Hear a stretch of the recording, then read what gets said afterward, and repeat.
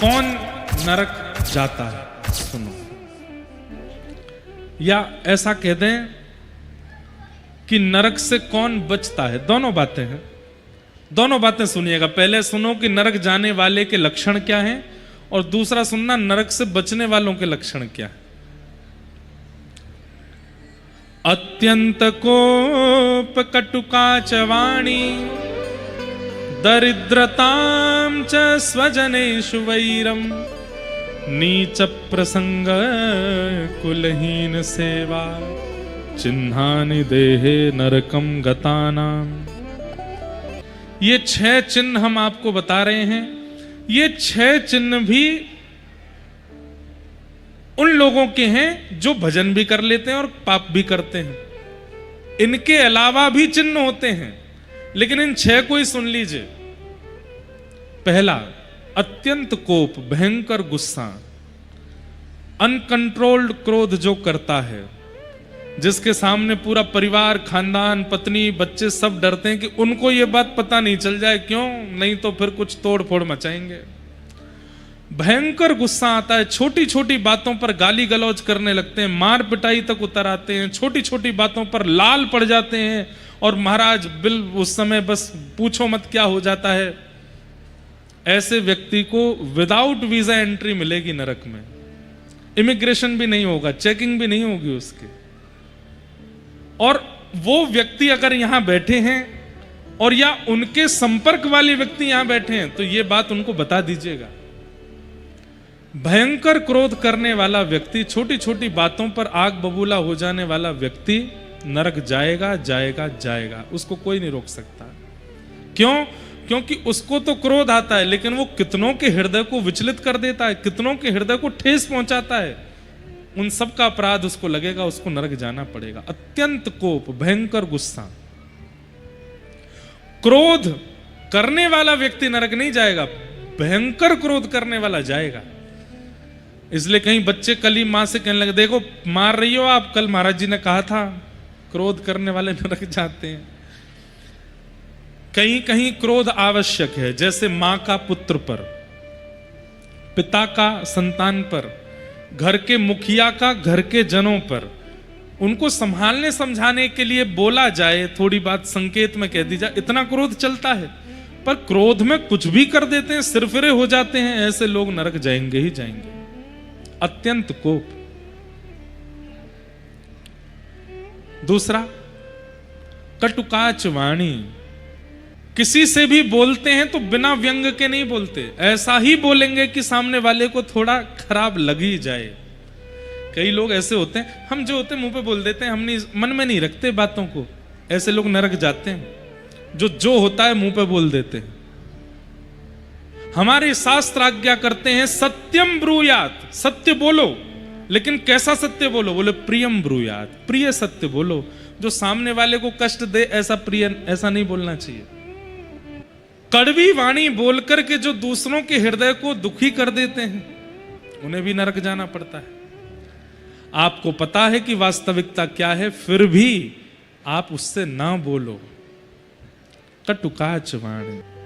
तीसरा, दरिद्रतांच। मेहनत करने पर जो मिलता है उसमें संतुष्ट नहीं होते, सदैव असंतुष्टि बनी ही रहती है। उसके पास जो है ये मेरे पास क्यों नहीं है, इसको जो मिल गया ये मुझे क्यों नहीं मिला, इसको मुझसे बेहतर कैसे मिल गया, इसके पास ये कैसे आ गया। जो दूसरों की उपलब्धियों से सदा अपने उपलब्धियों को कोसते रहते हैं, ऐसे लोगों को दरिद्र कहते हैं। और एक बात और सुन लो, ये आसन जो है ये दरिद्र आसन है। ऐसे बैठने वालों को दरिद्रता आ ही जाती है, सीधे बैठ जाओ। इसको दरिद्र आसन बोलते हैं। ऐसे जो लोग ऐसे बहुत बैठते हैं, उनके अंदर असंतुष्टता होती ही है, वो असंतोषी रहते हैं जीवन भर। इसलिए इस आसन में नहीं बैठना चाहिए। हाथ पांव दर्द कर रहे तो इधर उधर हो लो, लेकिन इस आसन में मत बैठो। एक दो बैठे थे तो मैंने संकेत कर दिया है। दरिद्रताम च, ऐसा नहीं है कि आप दरिद्र ही हो जाओगे, पर हां धीरे धीरे होने प्रारंभ हो जाओगे, धीरे धीरे लक्षण आने लगेंगे असंतुष्टि के। दरिद्रतामच, दरिद्र व्यक्ति नरक का गामी होता है, जो असंतुष्टि रहता है। पत्नी कितना भी अच्छा भोजन बना ले, लेकिन उसमें भी तुमने नमक ठीक से नहीं डाला, नींबू नहीं पड़ा इसमें, ये नहीं हुआ, वो नहीं हुआ, ये नहीं, वो कितना भी अच्छा श्रृंगार कर ले फिर भी उसमें कोई ना कोई कमी ही निकाल। मतलब ये वो लोग हैं जो कभी संतुष्ट किसी चीज से होते नहीं। इनका काम एक ही है, कथा बहुत बढ़िया हुई, इतने लोग आए, हजारों लोग आए, महाराज जी ने बहुत बढ़िया कथा सुनी, फिर भी उनको कुछ ना कुछ निकालना है उसमें। ऐसे लोग जो असंतुष्ट ही रहते हैं, दरिद्र, इनको नरक जाना पड़ता है। क्यों? इनके लिए कुछ भी कर लीजिए, ये कभी प्रसन्न ही नहीं होते।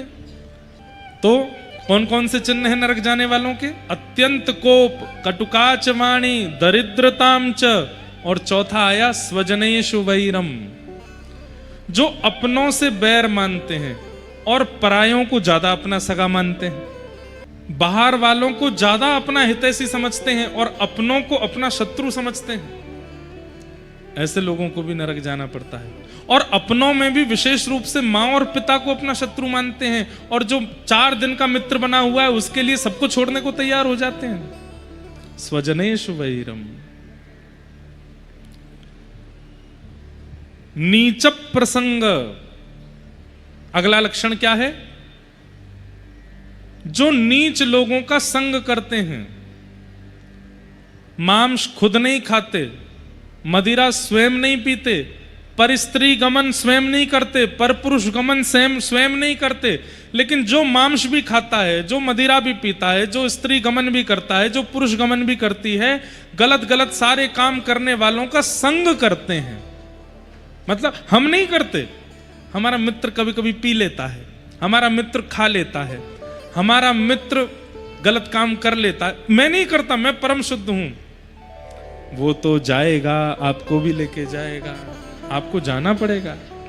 नीच लोगों का संग करने वालों को नरक जाना पड़ता है। कुलहीन सेवा, माता पिता को गलत व्यवहार करने वाले बालक की जो सेवा करता है, जो मदद करता है, सुन रहे हैं बात को?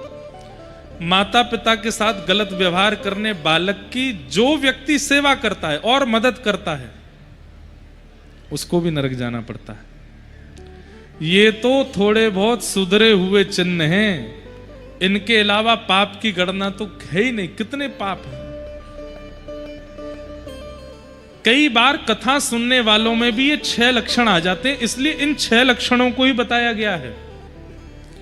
कथा सुनने वाले में भी क्रोध होता है, कथा सुनने वाले में भी असंतुष्टि होती है, कथा सुनने वाले भी कई बार वाणी के उचित नहीं होते, कथा सुनने वाले कई बार नीच लोगों का संग भी करते हैं, कथा सुनने वाले कई बार कुलहीन लोगों की सहायता भी करते हैं। इसलिए ये 6 बातें ही क्यों बताई गई हैं? क्योंकि कथा सुनने वाले में भी कई बार ये 6 लक्षण होते हैं। इनके अलावा भी नरक जाने वालों के लक्षण हैं जो कथा में आते ही नहीं है, उनके तो बहुत ही लक्षण हैं। कृपया कर इन 6 से बचो।